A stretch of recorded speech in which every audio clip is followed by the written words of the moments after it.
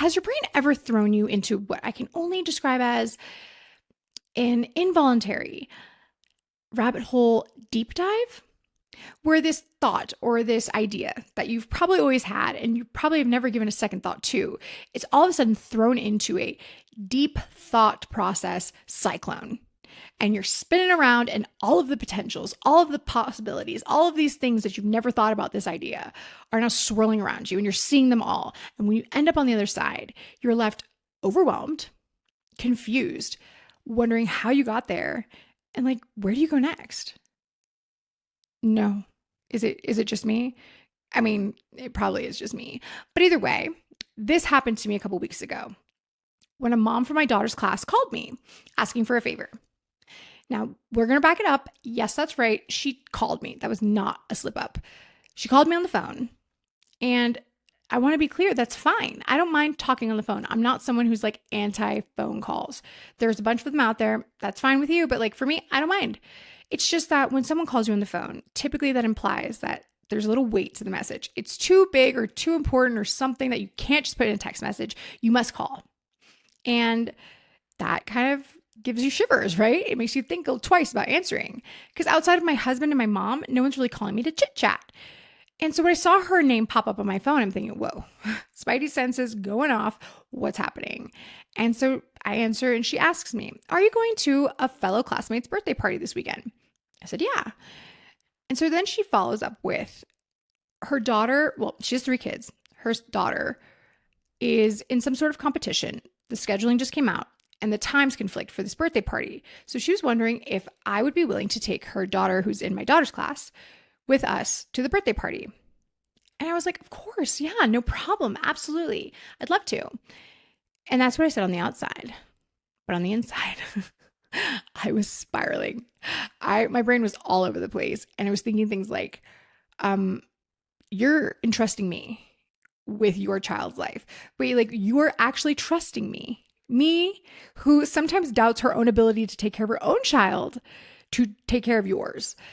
And I'm like, where did that come from? I feel like there's a prerequisite, like there's qualifying moments that must happen for you to trust me. And I'm going back through all of the interactions that we've had, which have been quite a few. And it's not like I've ever done something that's bad, but I just feel like to be entrusted with someone's child kind of off the bat, you have to like have moments where you're like, oh my gosh, see that right there? That's a trusting mom. That's a trustworthy mom. I would trust my kid with that mom. And I'm not sure I've had any of those. And on top of that, like, you're not only trusting me to take care of your child and keep her alive, you are also trusting me to transport your child in a motor vehicle. You never see me drive. Like, what if I'm a terrible driver? What if I text and drive? What if I like jam the volume up and I just am loud? Or what if I just like, I don't know, do crazy things on the road? I mean, there's a bunch of crazy drivers out there already, which is already a hazard. But me, you don't know how I drive. You've never seen it. You're just trusting that I'm a good driver. And like, on top of that whole thing, we're in toddler stage. Car seats are a thing. Am I supposed to take your car seat? Am I supposed to ask for it? Do you expect me to have another one? Do you let your kid ride just with the seatbelt, which I'm not cool with, but if you're cool with, maybe I'm questioning what kind of mom you are. No, I'm not. She's actually an amazing mom. But like all of these things are going through my head and I'm thinking, okay, I got to call my friend Aida and see what I'm supposed to do. She has 3 kids. She does this on the regular. And so I'm like, what do we do in this situation? She's like, oh, I usually keep an extra booster seat in my trunk. And I'm like, oh, should I have an extra booster seat in my car? Do people do this? Is this like a normal thing that moms know? What other things do I not know that the moms know? And I just was spiraling. And I landed on this thought of like, wow, this is a big deal. You are entrusting me with the life of your child. You have 3 kids. This is your baby. I assume you're not willing to lose one. So it's not like the throwaway. I'm just kidding. She's wonderful. And this mom is incredible. But you're entrusting me to keep her alive and to take care of her as you would your own, as you would mine, I assume. And like, that's a deep level of trust. That implies that we've developed into a pretty deep relationship. And then I thought, wait a second, hold the phone. Are we friends? How did we get here? And I was like, I have people in this category. There's this random category of relationships. And they start within a situation like school parents or coworkers that you develop a bond with and a relationship with, or even people that you go to the gym at the same time every day, they do too. You take the same class or whatever and you form a relationship there, or even like your neighbor. Some people talk to their neighbors. I mean, we communicate, but like you develop relationships with them. They see you all the time. They know where you live. They see your habits and stuff. You form a relationship and they are a relationship. It's valid. But is that a friendship? Because to me, that's a situationship, which depends on that initial situation, right? Does it go outside of that? I don't know. Does it progress? I don't know. It's just, that's what I call it, because there are no qualifiers. There's no metric for how you determine between a situationship or a friend. And how do you make adult friendships? It's just this weird concept. And apparently we need them. I didn't realize that. People are talking about it all over, that we need adult friendships. But do we need to make new ones? And how do we do so? Because as children, it's kind of laid out. In romantic relationships, it's kind of laid out too. But like as adult friends, like that's just something I never really thought about. And it made me get to the point of like, wow, adult friendships are weird. The whole concept of it is weird. And I mean, what do we do? How do we make them? What's the deal? Okay, my mom told me that my godparents and my parents became best friends over one night at a party. My dad and my godmother were smoking cigarettes. Gross habit, by the way, disgusting. And my godfather and my mom were talking and they were snickering, being cheeky, if you will.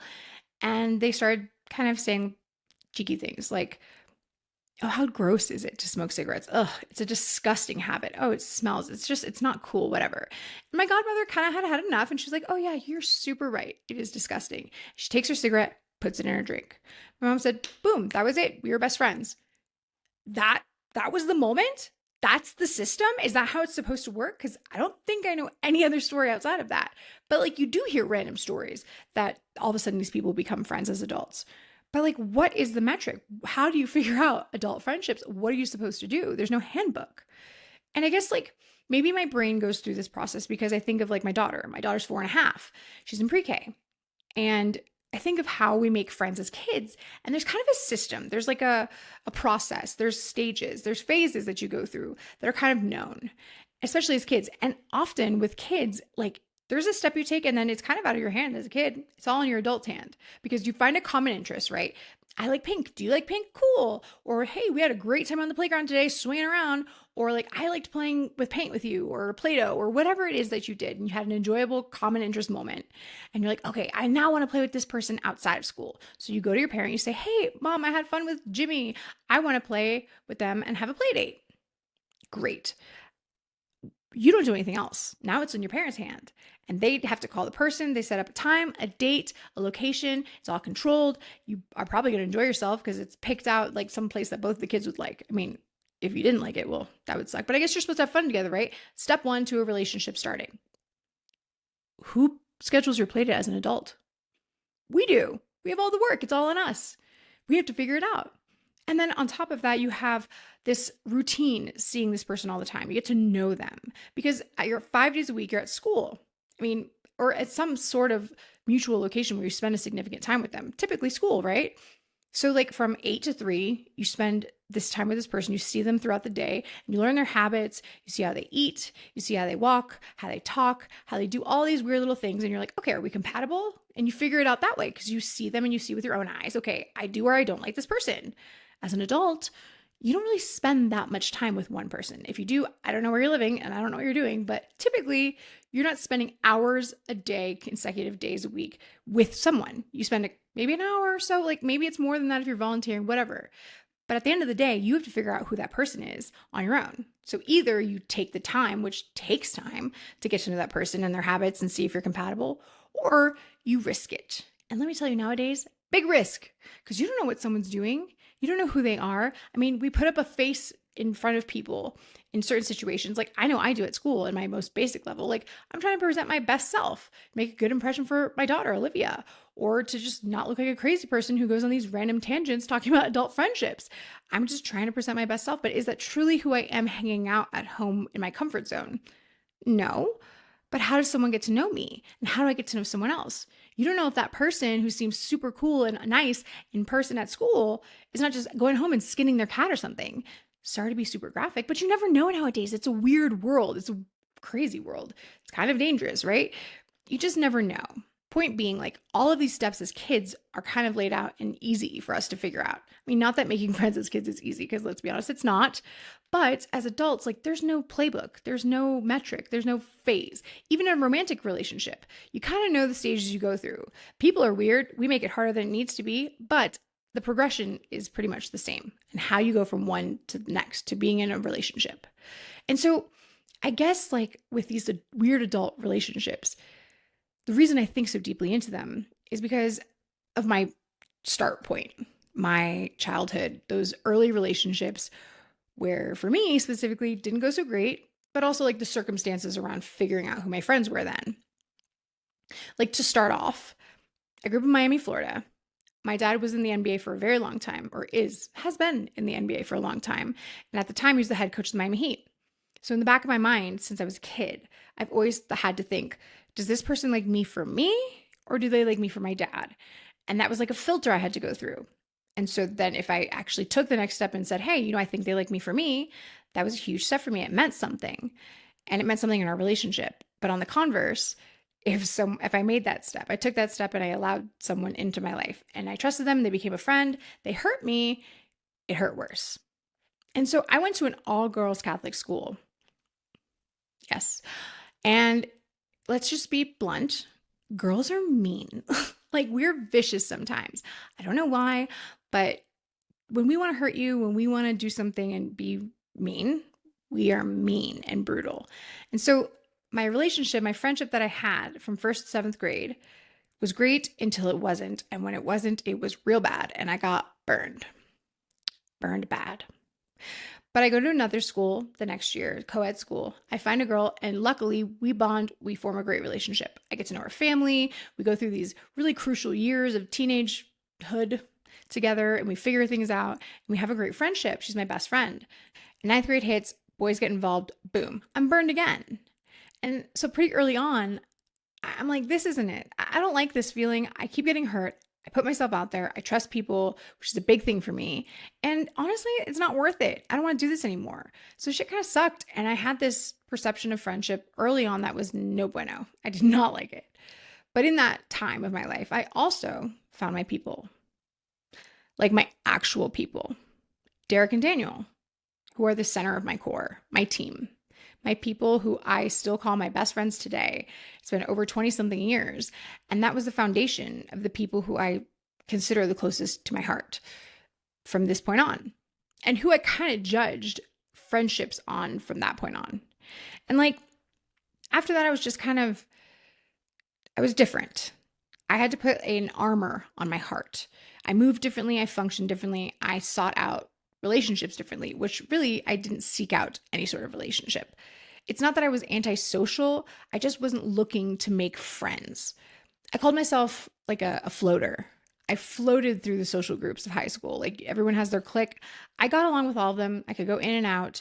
I just wasn't looking to land anywhere. I just wanted to be there and participate and just get by, I guess. I could hang with anyone, but I didn't want to be a part of a group. I didn't want to be labeled. And honestly, like, my personality did get a little harder. My mom always says, you're so hard. You have like this, what would she call me? You have an edge to you. And like, at that point, I did have an edge because I just didn't care. I wasn't there to impress anyone. So I said what I said. I meant what I said. I said it to your face, and I wasn't being mean, but I was just kind of blunt. And like, was I a little over the top sometimes? I mean, when the time called for it. My friend Daniel used to say, Liz is going to come off as like a bitch, a little bit of a bitch at first. But once you get past that, and if she accepts you and she trusts you, she'll be the best friend you ever have. And honestly, it's kind of accurate. And it wasn't to be mean. I wasn't being mean. I was just blunt, and maybe sometimes I came off bitchy, but it was what it was. It was how I protected myself. And so my mom always used to say, like, you have to reach out, you have to branch out, you have to make friends. And I did make friends.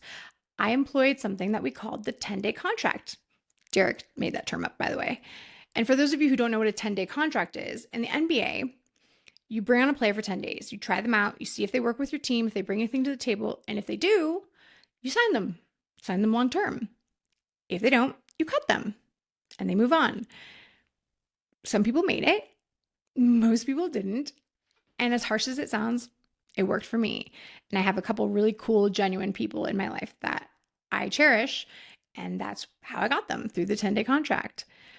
And my mom was like, well, you have to branch out. You have to try. You have to be a little softer. And I didn't need to be softer because I did this as a defense mechanism, but it also got me really genuine people in my life.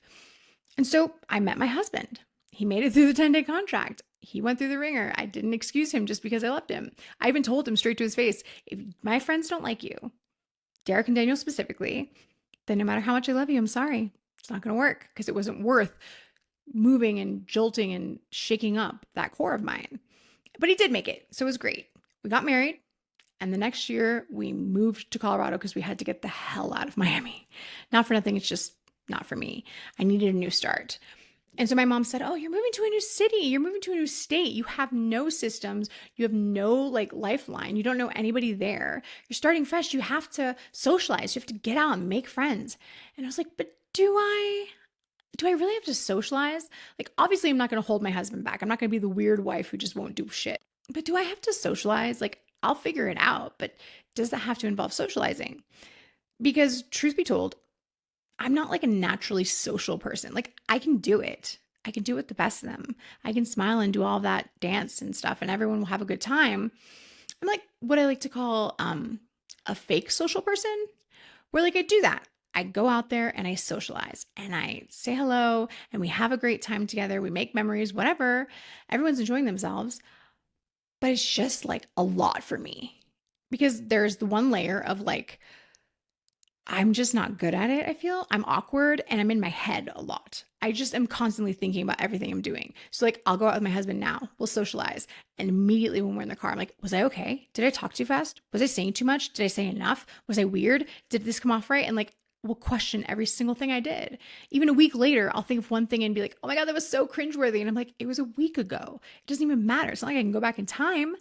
And then to add another layer to that, I have this whole thing with my dad. And it's like, do I tell people who my dad is?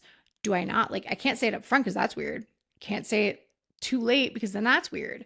It's like, I'm not trying to hide him. I'm proud of who he is. I'm proud to be his daughter. But at the same time, like, the timing is very important. So it's all very stressful and it is exhausting.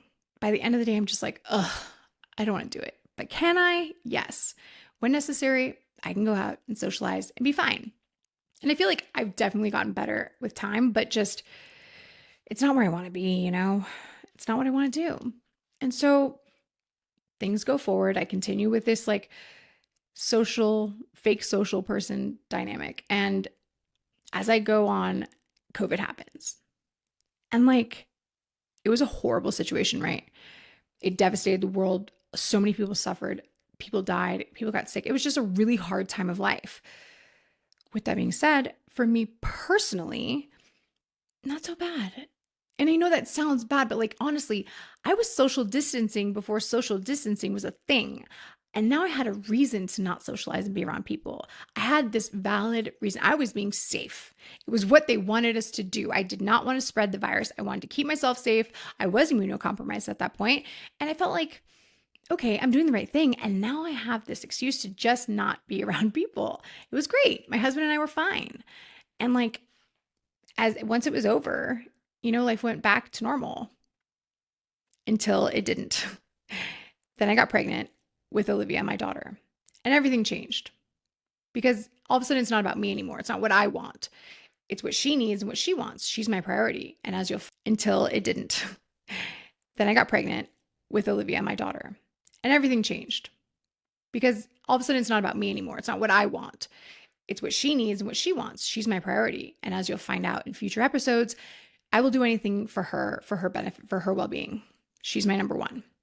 And so my mom picked up on this real quick and changed her little ditty to say, instead of, oh, you need to socialize for you need to find friends, you need to do all this, to you need to socialize and make friends and do all this for your daughter. You don't want to hold your daughter back. You don't want to hinder her, make her antisocial. She's going to go after what you're doing. So you don't want to hurt her by you being antisocial. And I was like, damn it, Mom, you're right.